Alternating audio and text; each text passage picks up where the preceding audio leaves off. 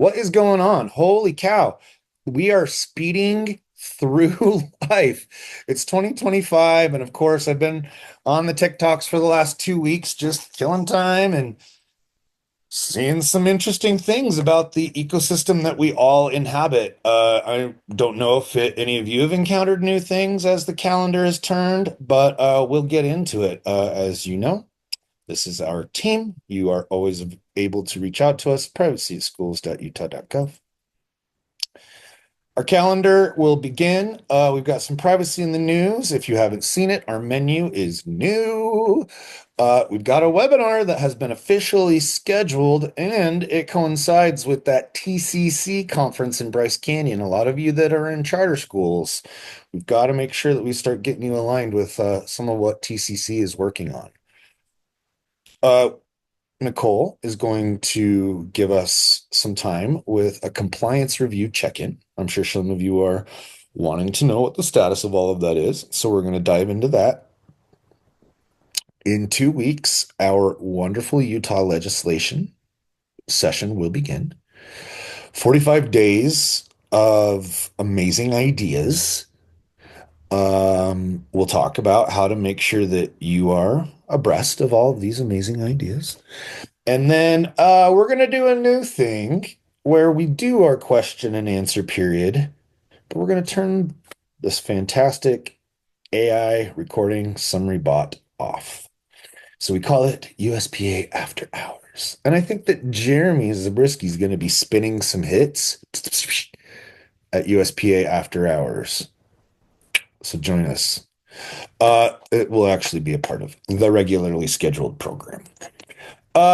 January, here we are. We're into it. Tomorrow is the first board meeting of the year. Brand new board members. So 9 a.m., click on that link. We'll take you to USBE's instance of that. And 9 a.m., I don't know. Nicole, what do you think? What is the must-see TV part of board meeting? What is your favorite? Nicole is a little bit of a board meeting junkie. So is Jeremy. We are both nerds. I, I I always really enjoy the public comment section, and then the stuff that's most relevant to data privacy is the law and licensing reports.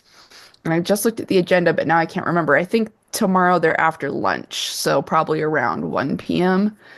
Yeah. So those are probably the parts that are going to be most relevant to us. you guys will also see that that week,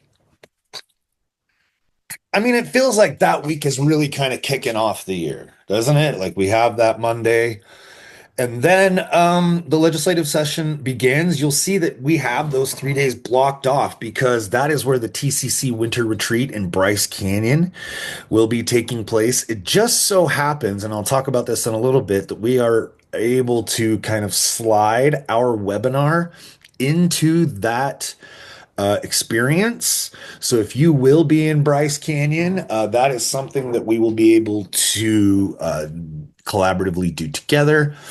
We've got some ideas for some conversational things. We as a team are not doing anything formal at that conference. I think I will be walking around with some different iterations of NDPA2, and we can just maybe conversationally talk about what we think, and I'll have my red pen and we can go over that. And then in February, we've got USET taking place on that third week of February at Salt Palace. If you or any of your staff, that is usually, I will say this, when we have our Ask Before You app cartoon, it was inspired by USET because USET is so engaging. Teachers love it so much that they start installing all of the stuff as they're standing at the booth. And that's where the problems come in because there are so many freaking cool things at USET. And if last year was pretty innovative, but some of the stuff that I'm hearing that's coming around, we're going to talk about some of it, is we're going to want to make sure that some of your staff recognize before you set that they can't come home from that trip with a lot of extra luggage because you guys just don't want to have to do all of the paperwork that's going to go with it. Then we've got March. There are some national things that are placed here in March. I don't know if any of you get out to or are interested. These are not necessarily yes, Nicole, I think that we linked it right before you came in. Hold on just a sec. If somebody could copy that, thanks. That A for L, that is the SDPC group that we work with. Their annual conference last year is when NDPA2 was released for us to then tinker with. And as you can see this year, it is 2 months, 6 weeks earlier than it was last year. And what we are focusing on is the Registry 2.0, which will be coming before a fiscal change in July. And and then we're going to take some of that red pen and like the NDPA too. And I think that Nicole and I are going to want to sit down with a lot of our folks and just make sure that we are ready to be done with this and be ready to launch. Are we ready to launch this? I think we're ready to launch it. And so we're going to be ready to launch it. If any of you are interested, the COSIN conference, um, I was in Miami last year. I know that Jason Ayer from Murray attends this. I know that some of the folks from UEN attend this. I know that Rick Gaisford from USBE is one of the head honchos. Um, I mean, I think that this is where a lot of his lanyards come from. But we will be there in Seattle taking up some of this. So if you have all that discretionary money in your budget, come to Seattle. It's spring break. I'm sure it'll be fine. Come with your admin. And then I have blocked off this period for our team to definitively decide when we will have our spring training, which is when I promise to you that the NDPA2 will be yours. It will be yours to use. I'm telling you that this is going to happen. I'm serious. Middle of April, right here. April's going to fill in as we get closer, as the school year starts to come to a close, as a lot of our gazes turn a bit. Okay. Privacy in the news. Check this out. We talked about this last month for those of you that saw it. This was a part of other stories talking about smartwatches and Instagram and Roblox and et cetera, et cetera. But I saw this last night and I'm going to do one of these guys. Hello. Hi. How's everybody doing so far? We're about 12. Ooh, we're 9 minutes into the official meeting. Kind of going at a breakneck. But I know that there's a lot of stuff that we want to be able to get to. So I'm going to go back to being able to share with sound. Thank you very much. Okie dokie. So, my kids' first day back at school, granted, was yesterday. Some of you may have started prior to that, but Most schools don't even have cell phone policies figured out. I'm walking out today, had my first student with AR glasses on. So he's sitting there asking Meta to do his science packet for him through his glasses, and nobody can hear him. So other than seeming like he's talking to himself, I don't think most teachers are even going to know what that is. Like, I didn't know that it was his glasses until they showed me. What are we going to teach kids when they have AI built into their glasses?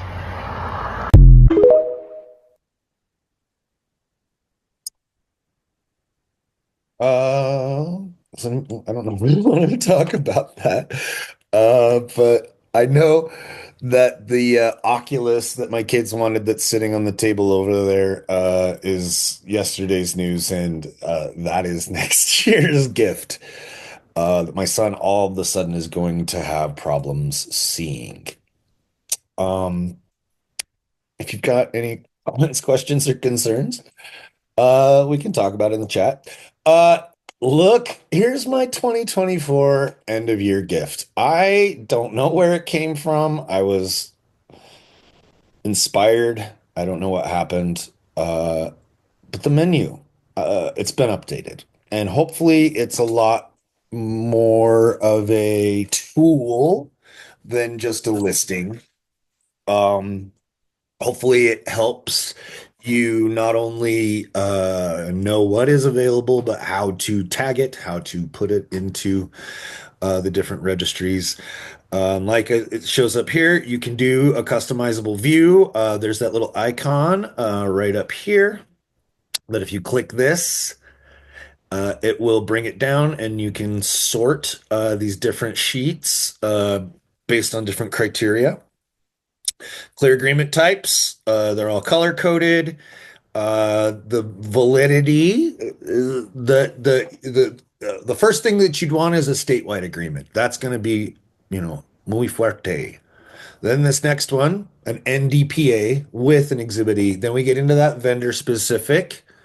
The Utah DPA version twos, those are those old ones. So if you're going to subscribe to that, it doesn't have a lot of newer iterations. It still will protect, but it's not going to really be in your best interests. And then we've got the pledges and the I Keep Safe badges. Also, if you do see something in here that you want to use that doesn't have one of these, I would encourage you, please, for the sake of the consortium, it would be nice to take a product that still has one of these DPA V2s, get a new data privacy agreement so that we can kind of get this one out of the system and have it established up here so that a lot more folks can jump on it and feel comfortable using that agreement. Gonna jump back in time to our calendar.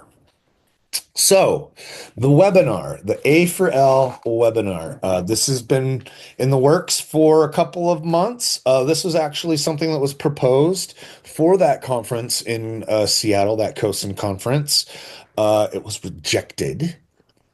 However, we feel like this is a much better opportunity because instead of being tucked back in some back room like we have been at the past at this COSIN conference, the privacy space.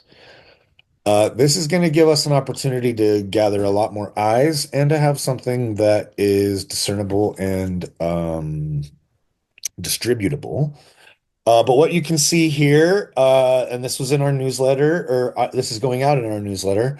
We've got our panelists, which will be Steffi from Magic School, Kevin from School AI, Talon from Skillstruck.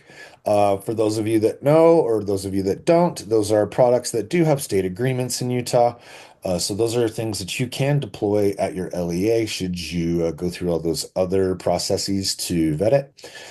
Matt Winters, our good buddy, he will be on hand as well. Rayma, who is one of my great colleagues, she does what we do, but she does it for 10 different states. They're housed out of the Northeast. They're called Tech.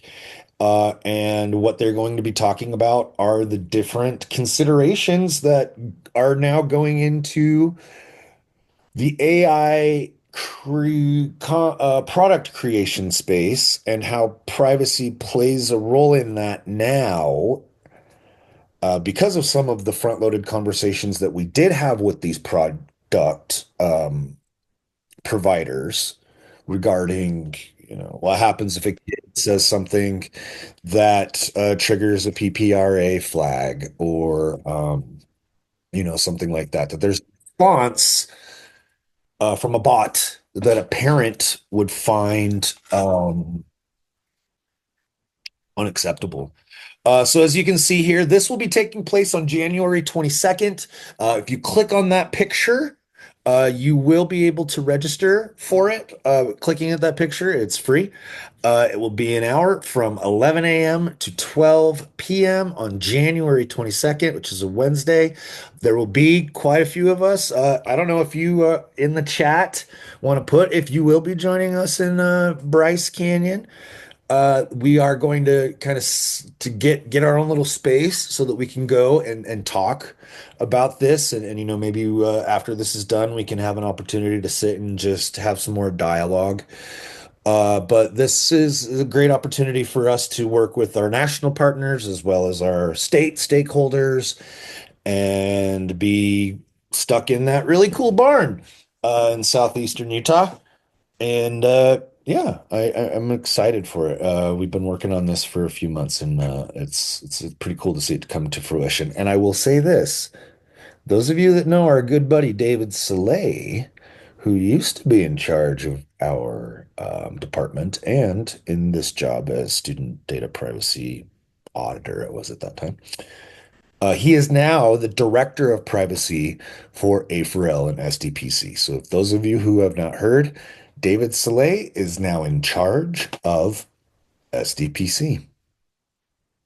So, that's really cool, especially for those of us that have worked with him for many years. Uh, the latest that I think I should have, this was supposed to be deleted. So, there you go. Don't worry about this one unless you want to. This was from last month. Yeah. Dun, dun, dun. I put that picture on Nicole. Thank you so much. Oh, Okay. funny. Did I take it away? Okay, I'm gonna take that as a yes. Okay, thank you guys for being here. I wanted to give a little update about the privacy compliance review. Um, this time last year, I was completely finished with the review and was sending them out. This year, it's taking me like 2 to 3 times longer to get it done because if you'll remember last year, we didn't check any of your policy documents unless you hadn't passed the year before. This year, I'm checking all policy documents. Oh yeah, 2025. I cannot get used to the fact that it's 2025.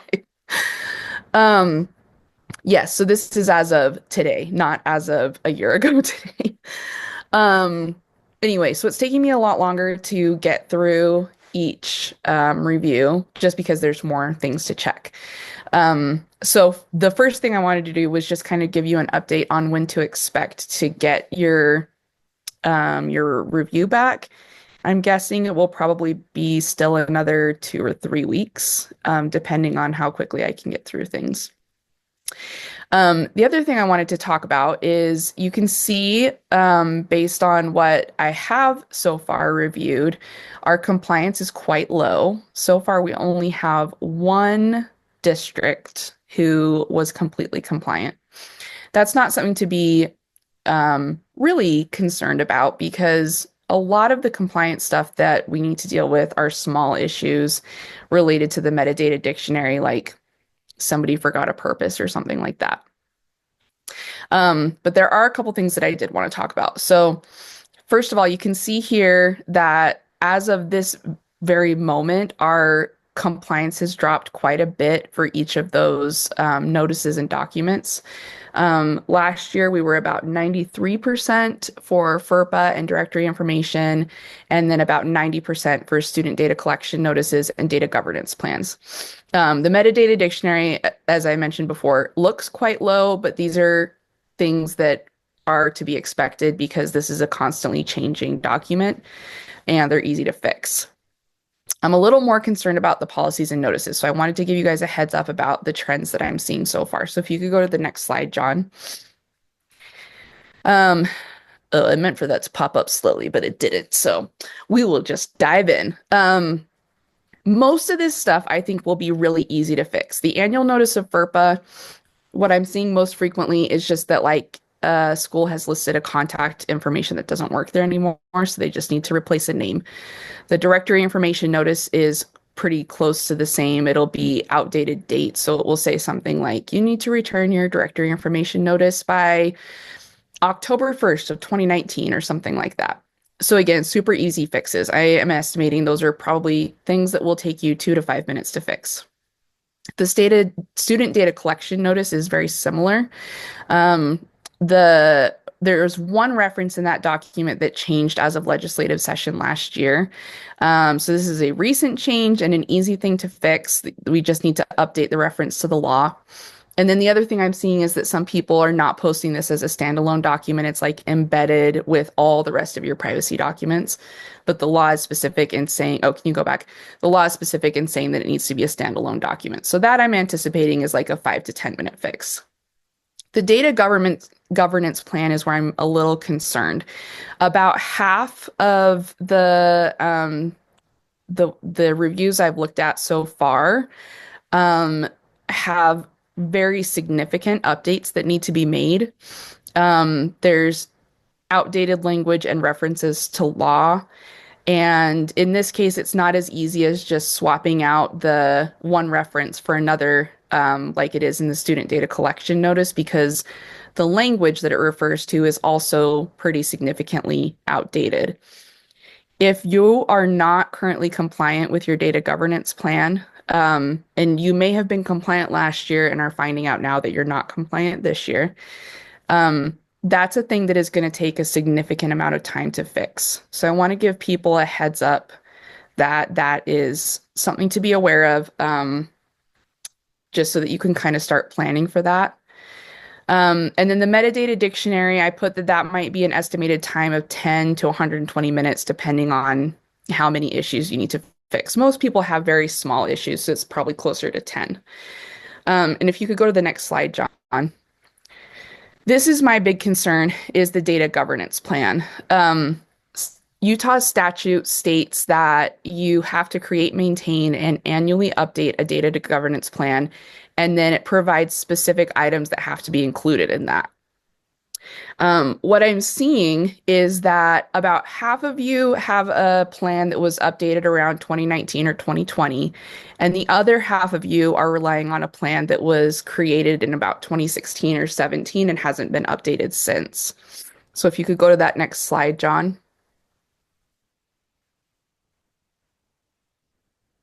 Thanks.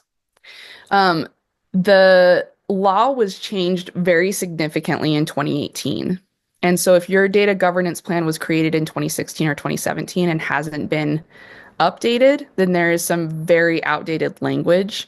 And that's a concern to me for the following reasons. First of all, it's just not in compliance with the law. Maybe a bigger issue, though, is that you are publicizing policies that might not meet your district's needs and wants at this time. I've seen policies that state that you will provide a written notice every time you share data with a third party. I can't imagine that anybody has the capacity to do that.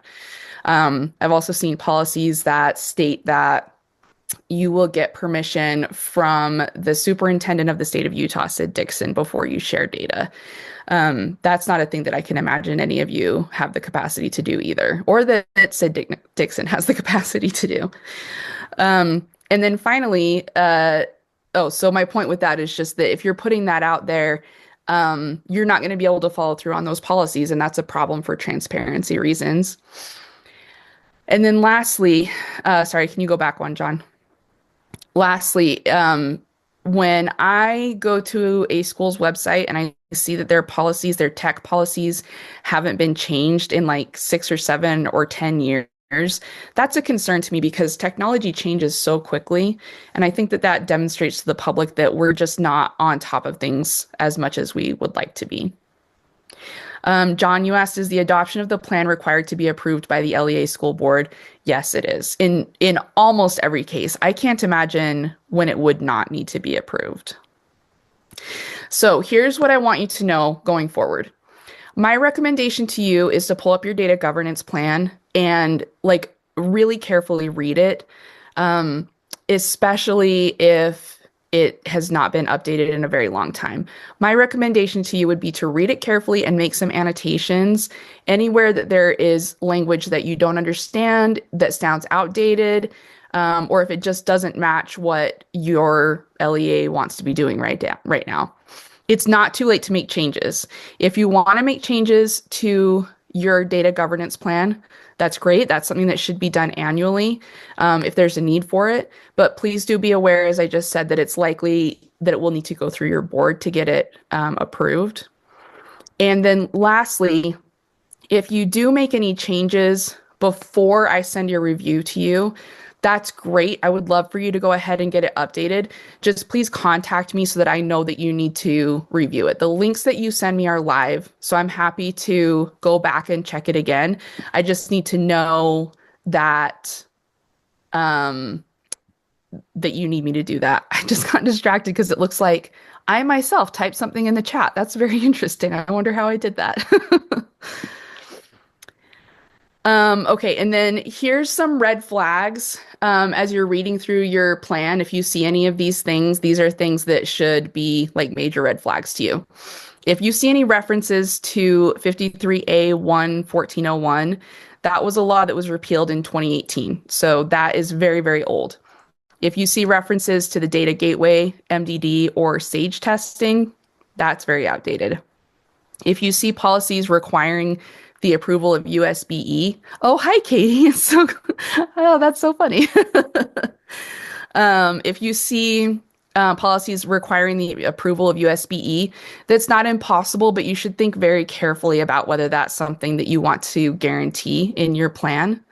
And then also, if you are promising a written notification before sharing data with any third party, again, you want to think very carefully about whether you have the capacity to send a notification to parents every time you share data with a third party.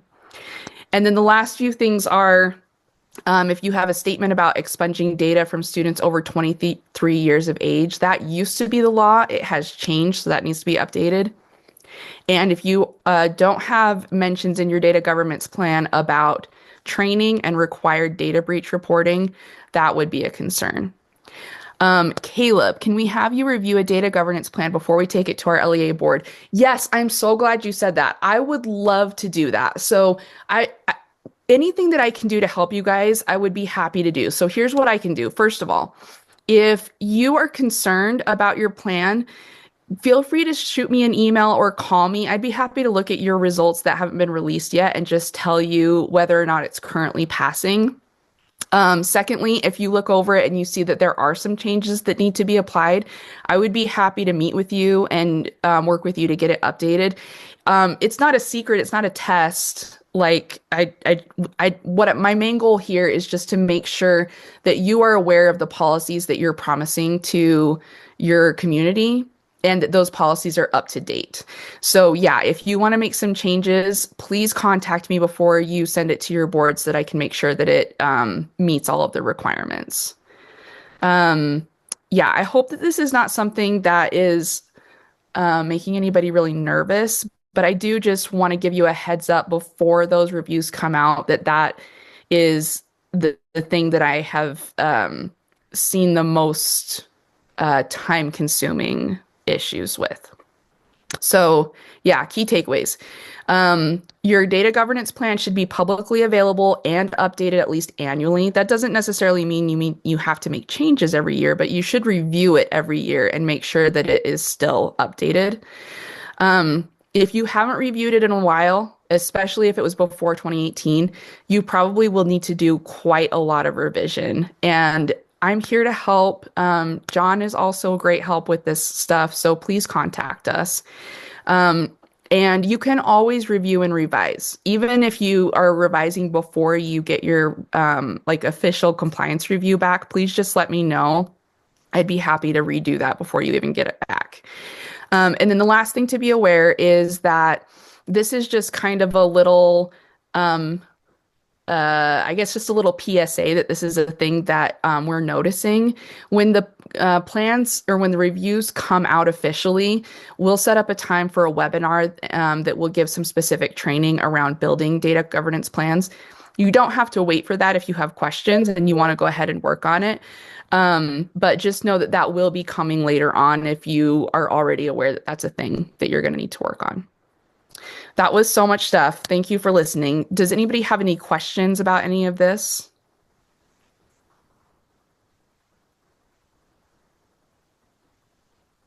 Okay, I'm not hearing any questions. Please don't hesitate to email me or call me if you do have some questions. I would be super, super happy to help. Nicole, actually, that was my question to find out if I could call you before the review comes out because I'm suspicious that the data governance thing's one of our big ones. Yeah, absolutely. Feel free to call me anytime. Like, I haven't obviously released any of the reviews officially yet, but please feel free to call me. I'd be happy to look it up and work with you on it before it comes out. So, yeah. Okay, thank you. Yeah. And then Tammy, should the data governance plan be updated annually by our admin and board? So, it should be reviewed annually.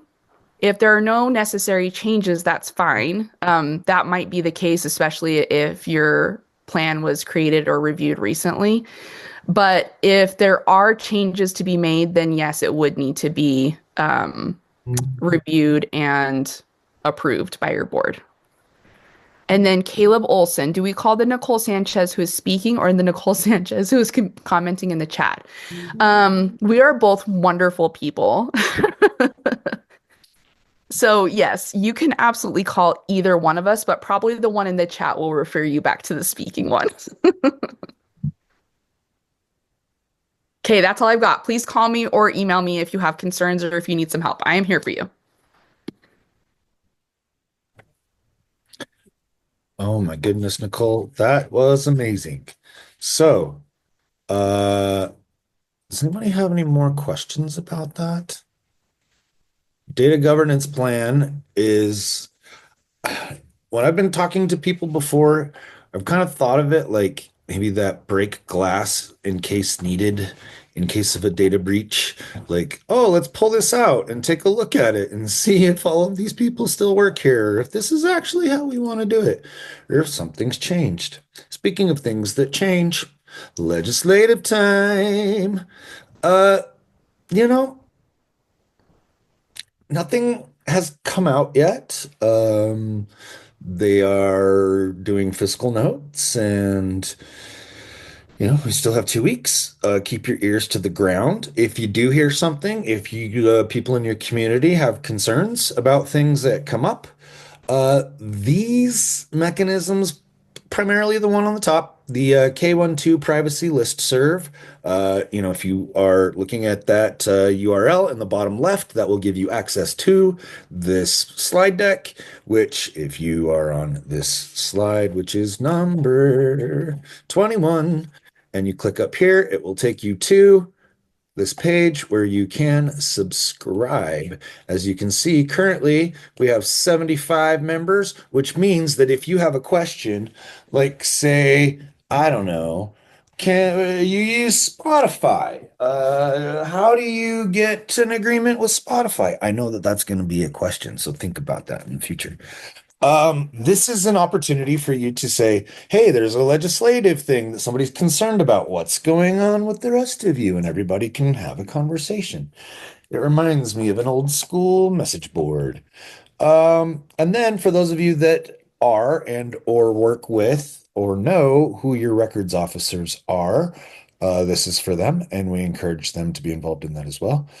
Um, does anybody have any questions about the legislative season before it begins on the 21st?